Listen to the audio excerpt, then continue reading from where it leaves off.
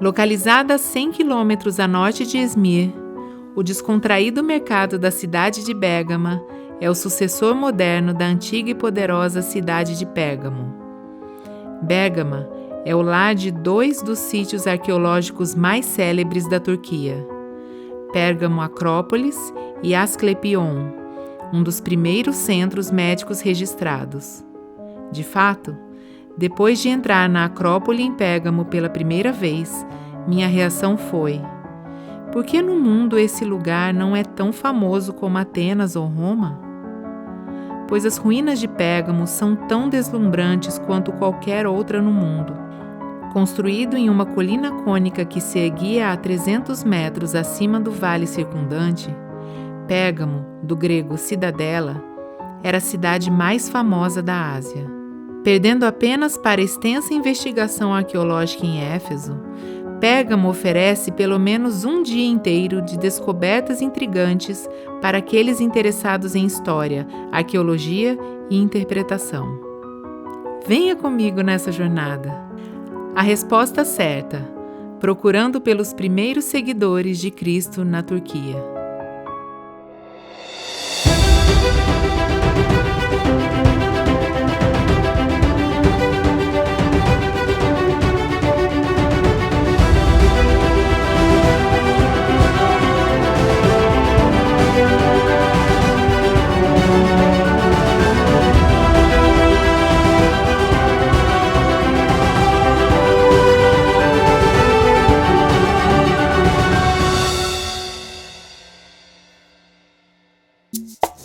A estrada norte de Izmir segue o litoral cerca de 65 quilômetros e depois se volta para o interior, no sentido nordeste, até o vale do rio Caicos. Cerca de 26 quilômetros a leste do mar Egeu está localizada a cidade de Bérgama. Bérgama tem uma população de cerca de 60 mil habitantes, tornando-se a 4ª maior cidade de Izmir. É também um centro de agricultura, indústria leve, escolas, mineração de ouro e, claro, turismo.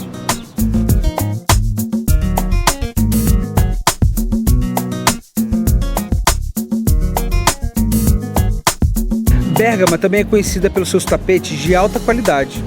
Há aproximadamente 80 aldeias que ainda tecem tapetes bergamos. A história da tecelagem do tapete em Bérgama remete ao século XI, quando a migração turca começou na área. Os tapetes de Bérgama quase sempre foram tecidos com lã, um atestado de estilos de vida pastoral dos clãs de Uruk, que povoavam a área na época. Você pode conhecer a cidade toda caminhando. De fato, andar é um dos prazeres de uma visita a Bérgama. Você pode caminhar até todos os destinos turísticos populares 15 minutos do centro, incluindo o Escaplion, o Acrópolis, o Museu de Arqueologia e a Basílica Vermelha. Com uma pequena, mas impressionante coleção de artefatos, o Museu de Bérgama merece uma visita. Na exibição estão os relevos da Acrópole, incluindo o maravilhoso relevo da era romana do Terraço de Demétrio e um friso helenístico e arquitrave do Terraço de Atenas. Também são impressionantes as muitas estátuas do Asclepion e um piso de mosaico com a cabeça da medusa que estava originalmente na ágora inferior. A galeria de etnografia se concentra nos artesanatos, figurinas e roupas do período otomano. Há uma réplica em escala do altar de Zeus. O original está no Museu de Pérgamo, em Berlim. E os muitos objetos, cerâmica, terracota em vidro, ferro, mármore e vidros, recuperados das escavações de Acrópolis e Asclepion. A Basílica Vermelha foi erguida no século II, provavelmente sob o reinado de Adriano como um templo para o popular deus egípcio Serapis. Mais tarde, foi convertida em uma igreja bizantina. Consiste em um edifício principal e 2 torres redondas, dentro de um enorme têmeno ou área sagrada. Hoje em dia, há uma mesquita localizada em um dos edifícios. Bérgama compartilha o local do antigo Pérgamo, onde permanecem ruínas extensas. Pérgamo, segundo se informa, recebeu o nome do fundador Pérgamo. Pérgamo nunca foi importante até se tornar a capital do reino independente dos Atálidas, depois de Alexandre o Grande. Sob o comando de Eumênides II, entre 197 a 159 a.C., Pérgamo tornou-se a melhor flor da civilização helênica. Possui uma biblioteca de mais de 200 mil volumes, Ainda diz que o pergaminho foi inventado aqui, quando o fornecimento de papiros do Egito foi cortado em represália pela tentativa de Eumênides de atrair um bibliotecário famoso sob o nome de Aristófanes de Alexandria. Seu último rei a entregou a Roma em 133 a.C., quando aparentemente se tornou a capital da província romana da Ásia.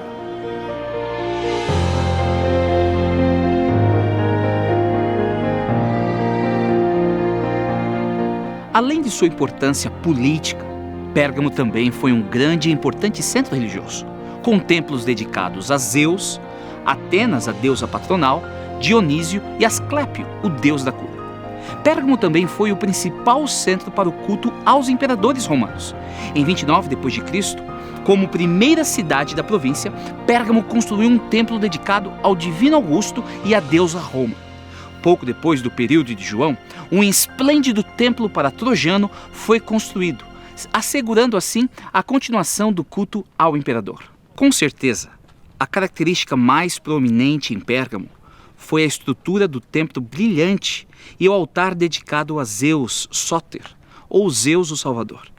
Este templo e o altar para Zeus eram, sem dúvida, uma das mais espetaculares atrações para alcançar o olho dos visitantes que atravessavam os vales de qualquer uma das 3 direções. Para alguns, o grande altar parecia ser um trono. A característica adicional que deu fama à cidade foi o hospital e o templo de Esculápio, que também era chamado Esculápio Soter. A simbólica serpente na adoração de Esculápio passou pelo templo e até hoje pode ser encontrada nas serpentes entrelaçadas, que são um símbolo médico proeminente da nossa era moderna. O culto de Esculápio Soter não só tratou de cura física, mas também desenvolveu uma doutrina de salvação pessoal, que foi quase certamente conhecida pelos moradores e vista como um contraste com a salvação em Cristo.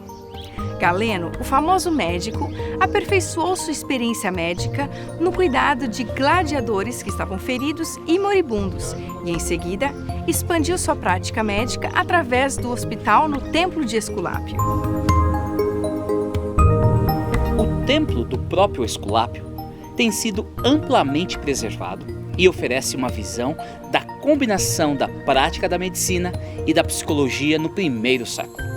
Presente no complexo do templo, há um teatro e vários locais de banho, alguns dos quais eram realizações únicas de engenharia, permitindo elevar ou abaixar a água para que aqueles imersos no banho não pudessem explicar o fenômeno. Alguns sugerem que isso entrou no processo de cura para que o aumento das águas fosse uma indicação de que Esculápio havia honrado o pedido de cura.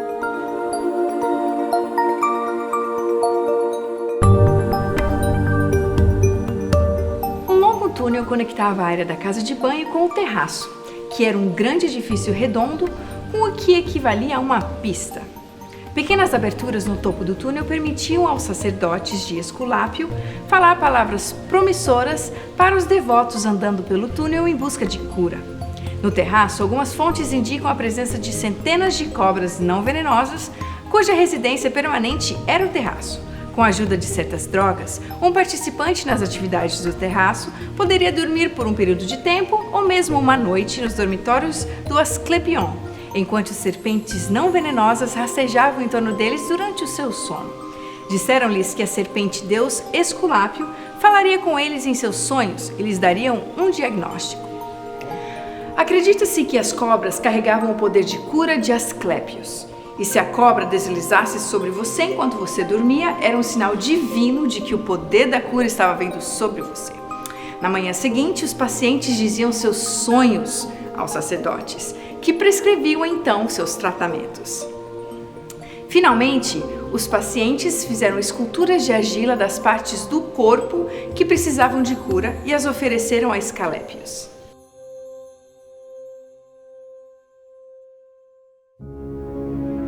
Escreva esta carta ao anjo da igreja em Pérgamo.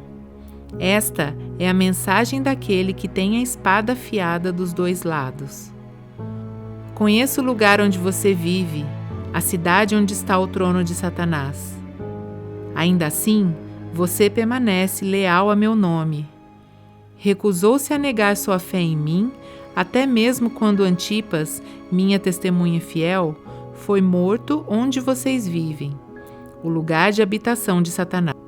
Contudo, tenho contra vocês algumas queixas. Você tolera em seu meio pessoas cujo ensino é semelhante ao de Balaão, que mostrou a Balaque como fazer o povo de Israel tropeçar. Ele os instigou a comer alimentos oferecidos a ídolos e a praticar imoralidade sexual. De igual modo, há entre vocês alguns que seguem o ensino dos nicolaítas. Portanto, arrependa-se, ou virei subitamente até você e lutarei contra eles com a espada de minha boca.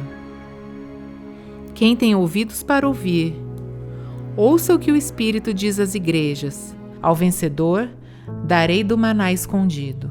Também lhe darei uma pedra branca, e nela estará gravado um nome novo, que ninguém conhece, a não ser aquele que o recebe. Na época de João, Pérgamo era considerada uma cidade de importância por pelo menos 4 séculos e tinha uma população estimada de 120 mil. Se Éfeso era Nova York da Ásia, Pérgamo era Washington, pois ali o poder imperial romano tinha sede de governo. Além de sua importância política, Pérgamo foi celebrado como centro da vida intelectual em todo o mundo helenístico. Pérgamo também foi um grande e importante centro religioso. Tornou-se, no primeiro século, o centro de culto do imperador no mundo romano. Pérgamo é um lugar precário para viver, tendo o trono de Satanás em seu bairro. Há muitas oportunidades para se comprometer. Satanás está trabalhando aqui através das pressões da sociedade não cristã. Eles ainda não renunciaram à sua fidelidade a Cristo, mas já estão dançando ao redor das bordas da apostasia.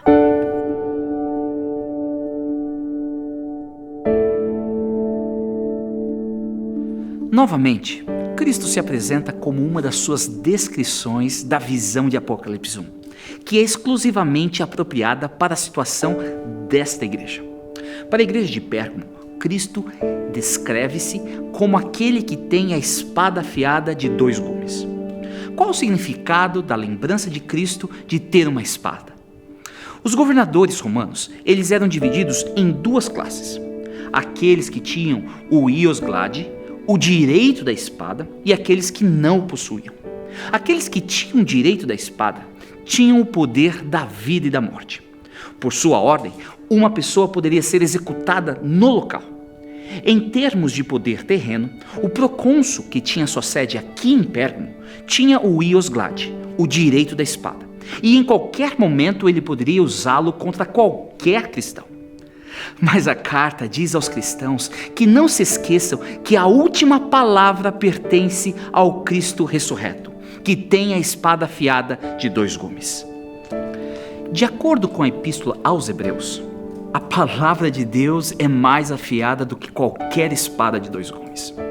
Os perseguidores do povo de Deus podem ser satanicamente poderosos, mas o poder de Cristo, do Cristo ressurreto, é maior. Neste mundo vocês terão aflições, contudo, tenham ânimo, eu venci o mundo. Ele está realmente no controle da história humana e no controle da sua vida.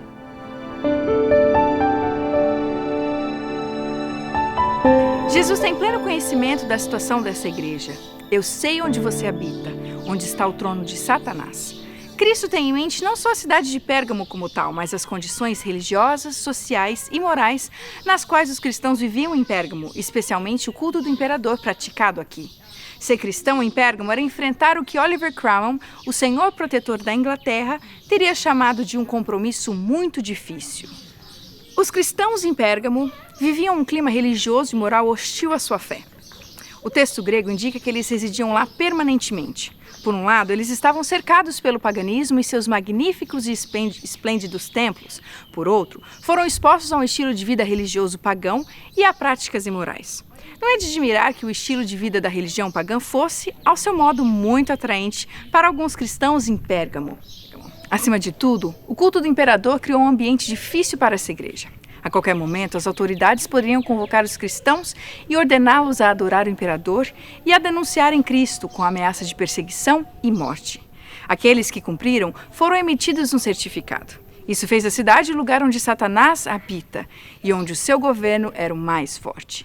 Hoje, do mesmo modo, o diabo procura destruir os filhos de Deus, você e eu, através da sedução ou da perseguição. Por este motivo, devemos estar alerta. O apóstolo Pedro escreveu: estejam alertas e vigiem. O diabo, o inimigo de vocês, anda ao redor como leão, rugindo e procurando a quem possa devorar. Não podemos permitir que o inimigo de Deus tenha acesso livre em nossas vidas, como ele teve em Pérgamo. Somente através de Jesus podemos superar o inimigo.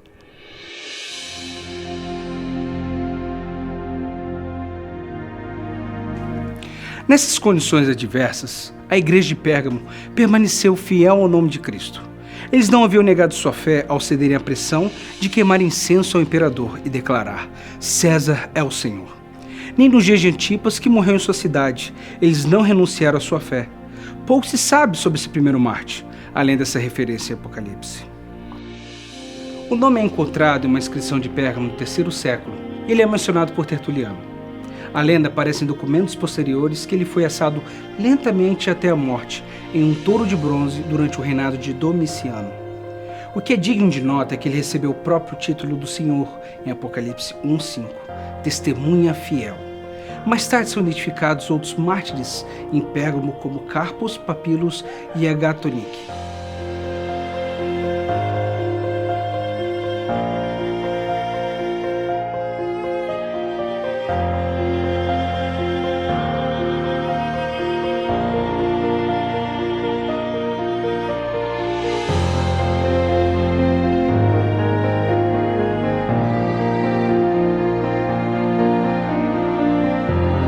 O povo de Pérgamo era evidentemente uma igreja dividida. Alguns deles, como Antipas, mantiveram o nome de Cristo e não negaram sua fé, ou seja, opuseram-se a qualquer compromisso com a conduta e o estilo de vida do mundo. Outros em Pérgamo sustentavam os ensinamentos de Balaão e dos Nicolaítas, enquanto os efésios perceberam os efeitos destrutivos dos ensinamentos enganadores dos Nicolaítas. As igrejas de Pérgamo e Tiatira toleravam esses falsos professores e compromissos e efeitos com a religião. O fato de que os Balaamitas e os Nicolaítas são mencionados em conjunto sugere que eles estão de alguma forma relacionados. Nós os conhecemos mais cedo em Éfeso e os encontraremos novamente na mensagem para a igreja de Tiatira. Esses falsos professores defendiam o compromisso e procuravam persuadir seus irmãos cristãos de que não havia nada de errado com uma conformidade prudente com os padrões mundiais, para escapar da perseguição. Como parte das obrigações civis da sociedade em que viviam, esperava-se que os cristãos da Ásia participassem de festivais religiosos nos templos pagãos. A recusa em participar trouxe o ridículo e as dificuldades do isolamento social e das sanções econômicas. Os cristãos na Ásia enfrentaram pelo menos 2 problemas no que diz respeito ao seu envolvimento nas festas religiosas pagãs. O primeiro problema foi o relacionado ao consumo de comida oferecida aos ídolos. Os participantes dos festivais pagãos costumavam se banquetear com alimentos que consistiam principalmente em carne oferecida ao deus patrono local. Os festivais muitas vezes terminavam com embriaguez e atividades imorais. O segundo problema em relação às festas religiosas pagãs foi a prostituição no culto, a prática que fazia parte de muitas antigas religiões pagãs. Qualquer um que quisesse ter status econômico, político ou social na sociedade tinha que participar dessas exigências religiosas. Para alguns, a maneira fácil é sempre a melhor opção. Eles comprometem princípios por um caminho fácil. O que é errado ou não apropriado de acordo com a Bíblia se torna de alguma forma correto para agradar a alguém ou por uma jornada confortável.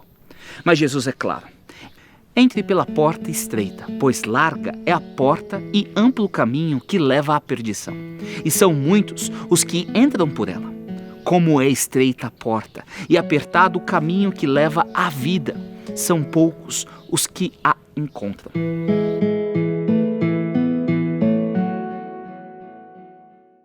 Em favor daqueles que pecaram, os cristãos de Pérgamo são informados pelo Cristo ressuscitado: arrependa-se. Uma ação decisiva de se tomar. O mal não deve ser avaliado. O arrependimento é a única esperança de sobrevivência que a igreja teria tido. O fracasso em se arrepender significa que o Cristo ressuscitado irá batalhar contra eles com a espada da sua boca.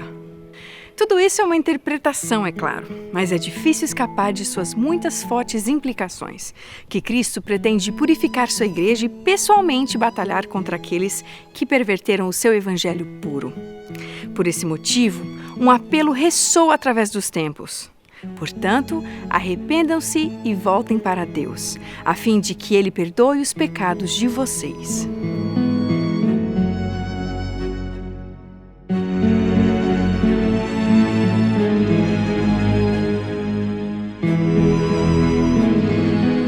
Aqueles que se arrependem recebem uma promessa tripla. Receberão um maná escondido, uma pedra branca e um novo nome escrito na pedra. Os falsos professores de Pérgamo assumiram o compromisso de comer o alimento pagão sacrificado aos ídolos para obter um certificado e evitar o desconforto. Chegará o dia em que aqueles que permanecerem fiéis e se recusem a participar de festas pagãs participarão de uma festa de comida celestial. O maná escondido, pão dos anjos, reservado apenas para os vencedores que rejeitam comprometer-se e manter-se firme ao nome de Cristo. Em vez do certificado romano, eles receberão uma pedra branca com um novo nome escrito nela, como prêmio de permanecer fiel e leal a Cristo. Nos tempos antigos, um juiz dava uma pedra branca para indicar sua decisão de absolvição ou perdão. Ele apresentava uma pedra preta se o réu fosse culpado.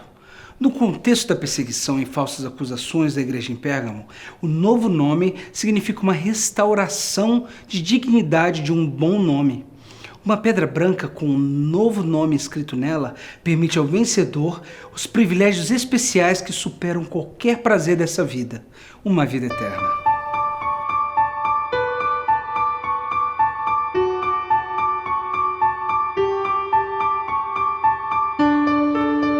Querido amigo, querida amiga, talvez você esteja sofrendo nesse exato momento por causa do seu amor por Cristo. Por favor, não desista. Jesus está com você. Mas talvez esse não seja o seu caso, porque você escolheu o caminho fácil. Você cedeu. A distinção entre o certo e o errado está incerta. Há muita tolerância, pouca disciplina. Então, é hora de abraçar o chamado de arrependimento.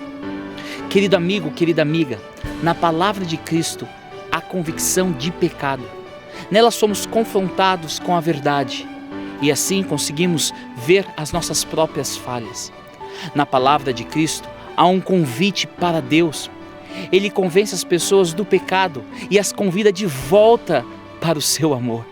Na palavra de Cristo há segurança, a segurança de salvação. Ele convence as pessoas do pecado e leva-as à cruz. E assegura a cada pessoa que debaixo do céu não há nenhum outro nome dado aos homens pelo qual devemos ser salvos. Ouça o gentil convite de Jesus agora mesmo. Volte para Ele. Deixe o mundo para trás. Aceite o seu amor, perdão e paz. Aceite sua salvação. E como está você? Como a vida vai? Seja sincero, ao menos diga pra si. Olhe bem dentro, ali, dentro do peito há algo ruim, sem se explicar. Pergunte ao seu coração onde a alegria está, e ele talvez dirá que está ali. Finge que é feliz, vive escondendo a dor, vive e não tem amor, já não aguenta mais.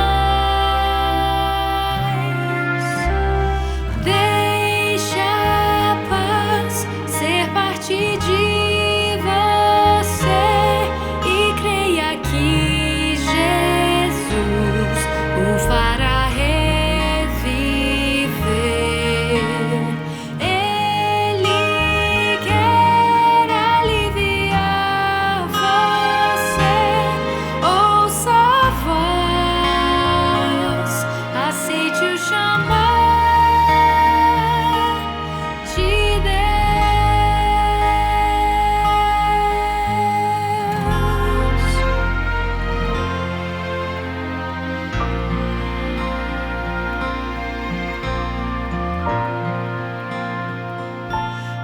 Você pode até achar que eu não falo com você, que essa canção foi feita pra outro alguém, mas não resista mais, é a você que o Pai ama demais e quer restaurar. Então passe a permitir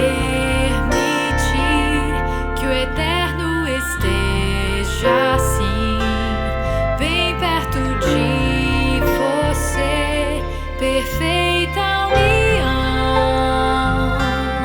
Venha Jesus e não resista, por favor. Este é o momento, sim. Aceite o seu amor. Deixa a paz ser parte de você e creia que Jesus o fará reviver.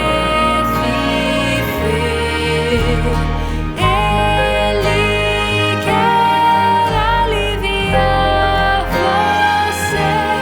Ouça a voz, aceite o chamar. Deixa a paz ser parte de você e creia que Jesus o fará reviver.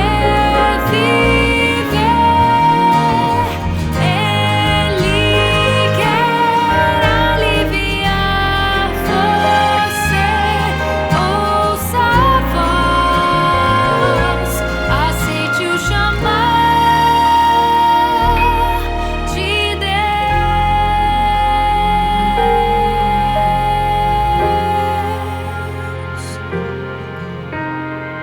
Ele quer aliviar você. Aceite o chamar.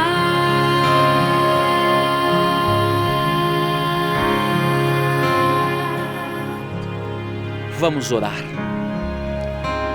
Querido Deus, obrigado pelo seu amor. O seu amor que nos envolve nos momentos de sofrimento, nos momentos de dor e lágrimas. Obrigado por estar conosco em todas estas situações. Mas obrigado, Senhor, porque também nos momentos que escolhemos de maneira equivocada o caminho largo, deixando para trás a Tua palavra, deixando para trás as Tuas ordens, nós cedemos, caímos. E mesmo assim o Seu amor nos levanta, a Sua graça nos restaura. Obrigado por nos aceitar neste momento, Senhor. E eu suplico uma bênção toda especial por todos aqueles que estão ouvindo a minha voz neste exato momento. Esteja ao lado deles, Senhor. Esteja ao lado dela. É no nome de Cristo que nós oramos. Amém.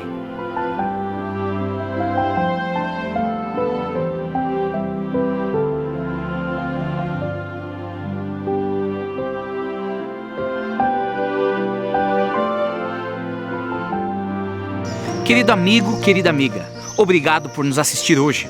Não se esqueça de compartilhar a resposta certa, procurando pelos primeiros seguidores de Cristo na Turquia com seus familiares e amigos. Visite o nosso website. Lá você poderá nos deixar uma mensagem, seu pedido de oração e solicitar uma cópia do programa de hoje ou da série completa. Se você sentir no seu coração a vontade de apoiar esse ministério, você também pode fazer a sua doação no nosso website. Espero vê-lo novamente muito em breve. Até lá, Deus te abençoe.